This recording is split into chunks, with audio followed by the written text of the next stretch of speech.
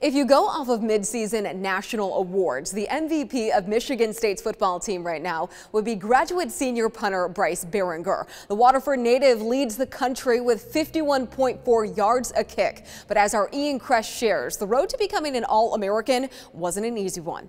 All right, so last week you were named to the first team AP midseason All-American team. So that's not bad for someone that was a walk-on. So what would you say has led to your success here at Michigan State so far? A lot of hard work, a lot of change in mindset, and then just self-belief. But also, like I said, the shift in mentality, being a lot more grateful for the chances that I'm given. Because, you know, I talked to family, friends, teammates about how I was given a shot, didn't take the most of it. When you were at Illinois as a freshman, when did you realize that maybe you wanted to transfer elsewhere, and when did you decide Michigan State was the school you wanted to go to at first, even if it was a walk-on at first? Yeah, so I actually applied to MSU before making my decision with football, but I ended up going to Illinois, but I was still accepted here. And what's unique about here is you have that year-long admissions choice. So from the time you're accepted, you have a year to accept or decline. And so when I was at Illinois, you know, there's just some circumstances that came up, and I stayed for the rest of the semester, you know, saw it through, and then came here in the spring.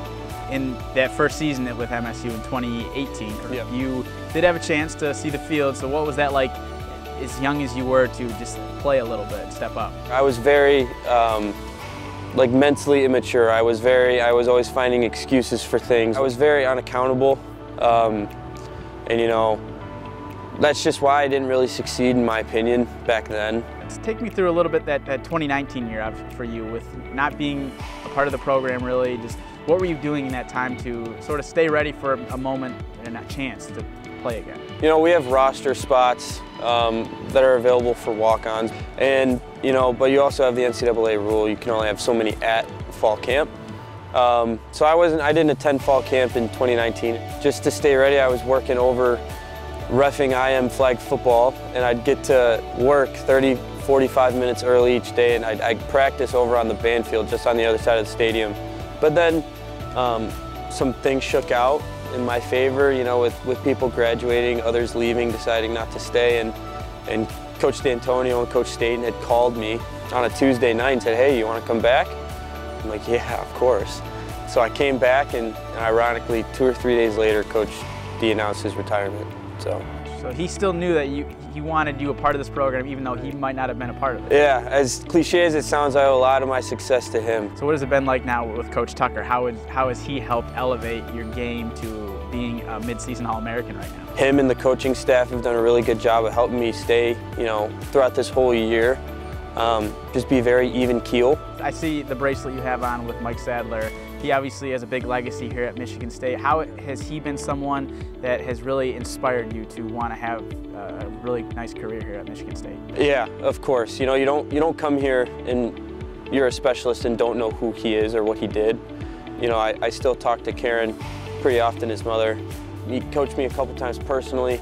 You know, the relationship I've built with Karen is definitely, we're just trying to continue his legacy, you know, with the Sadler Foundation and the West Coast Spartans are doing a really good job of that. I feel like now I have to ask about this weekend. 7 years ago, there was a pretty big play. There was a big play. Involving a punter. I was at football practice when that play happened.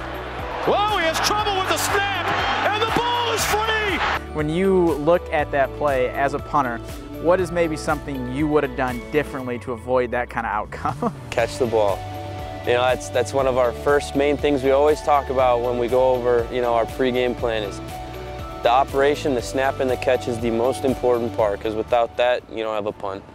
Now, Mel Tucker secretly hopes he doesn't have to use Baringer in Ann Arbor, because that would mean the offense is scoring on every drive, but he will be ready when called upon to flip the field. It could play a major part in helping Tucker improve to 3-0 against the Wolverines in his career. And when we come back, we're going to sit down with the boss man himself to hear what he has to say about trying to keep Paulie B in East Lansing.